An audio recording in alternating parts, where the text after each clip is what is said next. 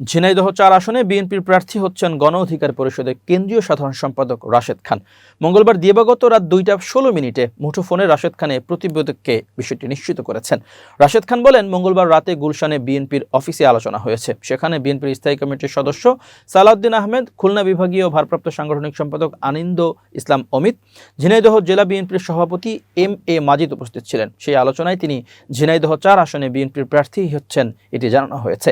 তিনি বলেন, বিএনপির ভারপ্রাপ্ত চেয়ারম্যান তারেক রহমান ঝিনাইদহ ৪ নির্বাচনী এলাকায় নির্বাচনের আগে জনসভা করবেন, এই শর্তে তিনি ঝিনাইদহ ৪ আসনের প্রার্থী হতে রাজি হয়েছেন। খুব শীঘ্রই ঘোষণা দিবে বিএনপি।